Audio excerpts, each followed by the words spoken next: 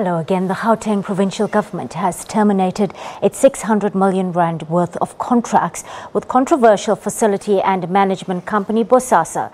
Now, this follows revelations at the Commission of Inquiry into State Capture that the company paid bribes in securing multi-million rand contracts.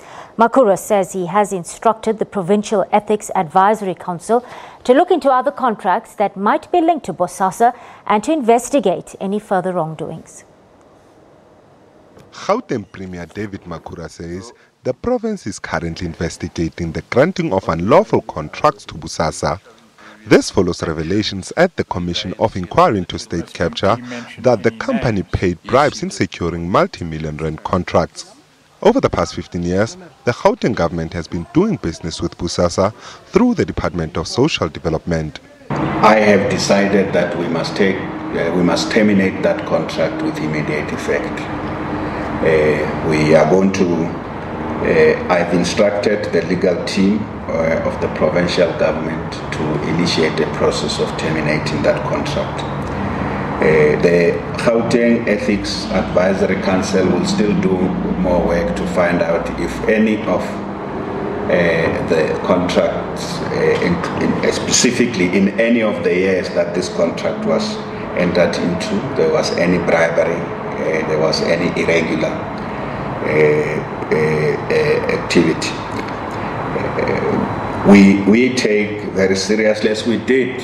You may remember that I also did the same with regard to KPMG and McKinsey when there were allegations related to unethical conduct that had a bearing on state capture.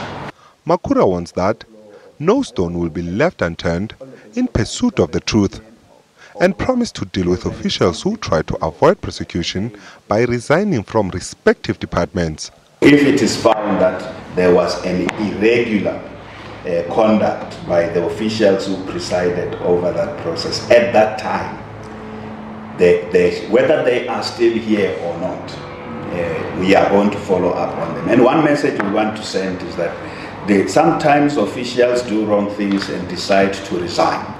I think that if they leave, they go and work in another municipality or in another province or even in the national government, they think it is done. I have said that's no longer the case.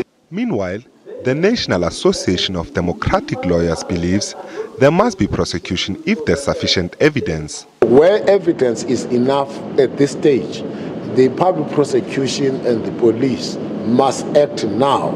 Where further evidence is needed and further investigation would be required, such action must be followed immediately upon the conclusion of the Commission of Inquiry itself. The State Capture Commission resumes tomorrow with an official from Denel expected to take the stand.